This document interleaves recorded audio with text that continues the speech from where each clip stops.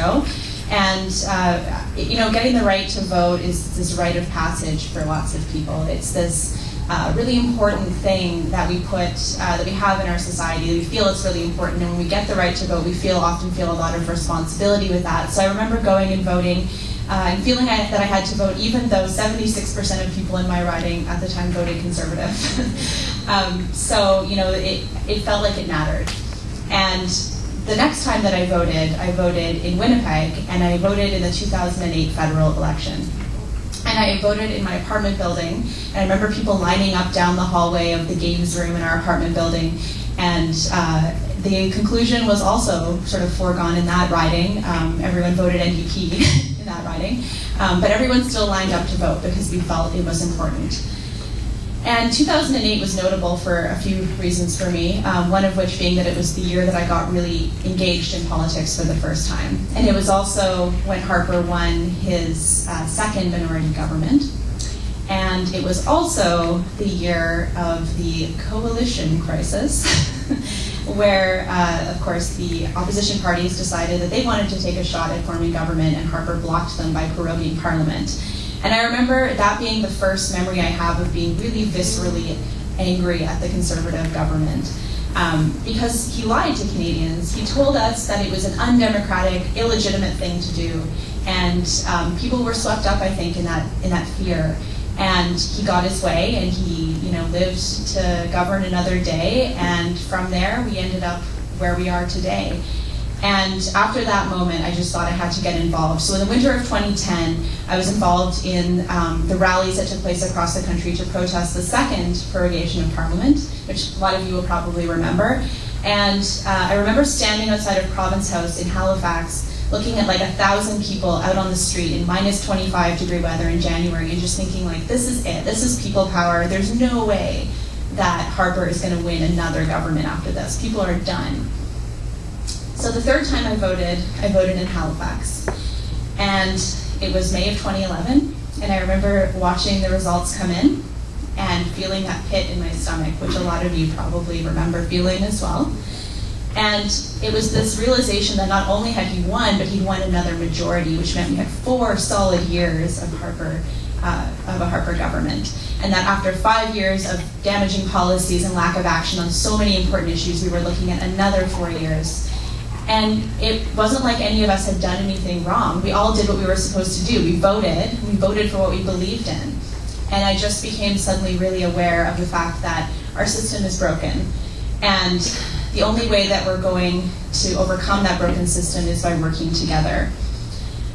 So I thought, this is enough. We have to make sure this never happens again. And so for as long as I have been able to vote, Harper has been our Prime Minister. And I know. And the next time that I vote, I want to make sure it's the last time I vote in an election where Harper is the Prime Minister. Yeah.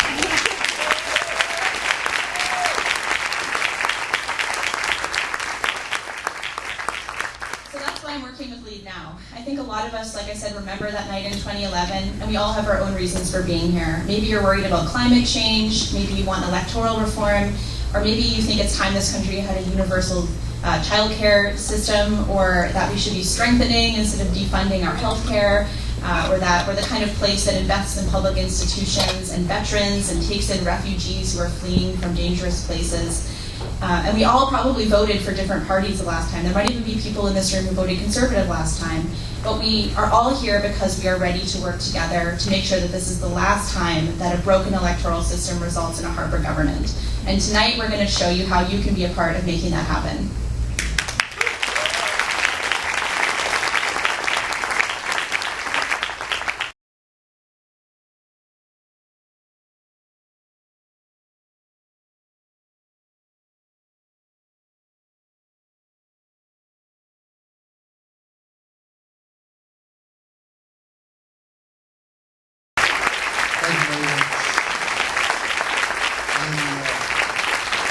I'm absolutely honored to be able to offer my assistance to be involved with the Lead Now initiative. I was very, very impressed when I learned about what Lead Now is trying to do. So I'm happy to be here tonight to speak with this group. I first want to say, though, that I am not here to speak on behalf of any organization, any group, any political party, or any corporation. I'm here tonight to speak as a grandfather, as an elder. And I'm so happy. I know this is not the kind of meeting for a child, but thank you for bringing your beautiful child, because this is all about him. You see, as an elder, I, like other elders here, I'm sure, we're past a time of worrying about money or celebrity or power. We don't have to play the games. We don't have to kiss anybody's backside in order to get a job or a promotion or a raise. We can speak the truth from our hearts. And if that offends people, that's their problem, not ours. And so that's, at my age, whoever is elected in this election is, and whatever Parliament does after the election, will have really very little effect on my life. I'm at the end of my life. It's not going to have much effect. But whoever is elected, and whatever Parliament does or does not do in the following years, will reverberate throughout the entire lives of this child and of our children. This is the most important election that I've been involved in my entire life. And it is youth who have the greatest stake in this election. They have got to be involved, but many of them are too young. They will not be able to vote, and as politicians run for office, their primary concern once elected is who's going to vote for them in the next election, and many of them are still too young to be able to register there, so they're not on the agenda. So it's up to mom and dad, it's up to grandparents who care about these children, who love them and worry about their future, to get involved. We've all got to get out and vote. We are at this critical moment, not just in Canada, but in the world. But I have a number of reasons for being worried about Canada and our place in this world. My grandmother and grandfathers, my grandparents came from Japan between 1902 and 1904. Dad was born in Vancouver in 1909, and my mom in Vancouver in 1911. They were born and raised in Canada, but they couldn't vote until 1947 because they were Japanese Canadians. First Nations, the original people of this country, couldn't vote until 1960. Can you believe it?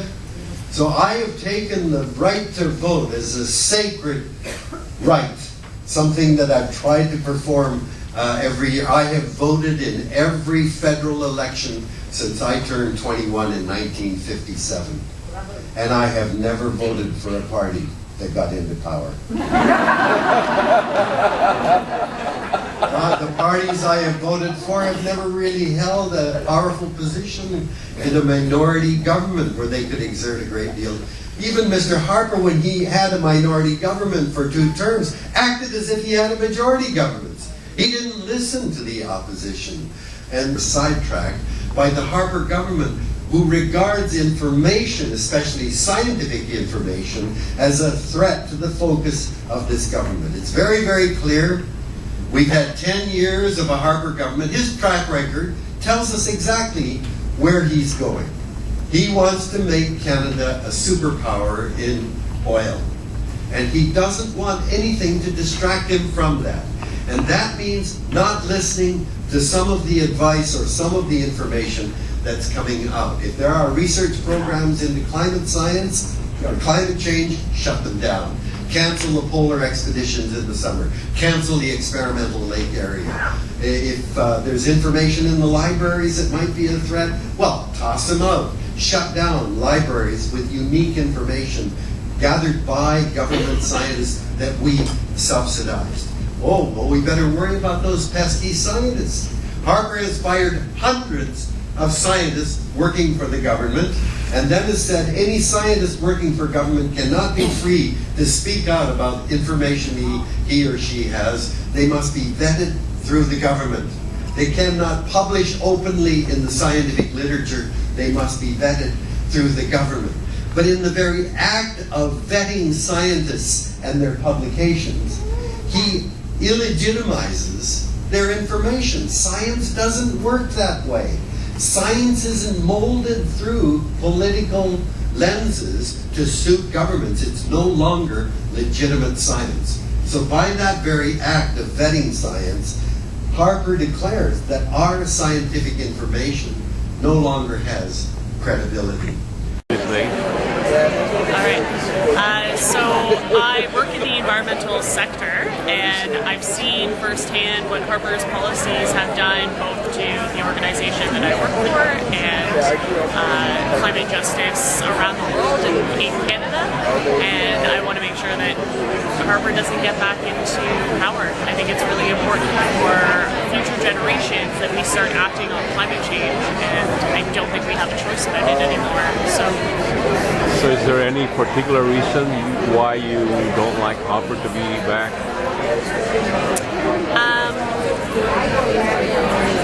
I guess there's probably too many reasons to count.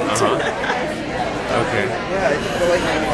But I think that his systematic breakdown of the scientific community, both within the government and throughout Canada, has been appalling, and that has had a really big influence on how climate science is perceived in the Canadian psyche. And then I also think, that he's cut programs and funding to really important areas that have been doing really good work so far, and just haven't been able to make further progress since he's been in power. Okay.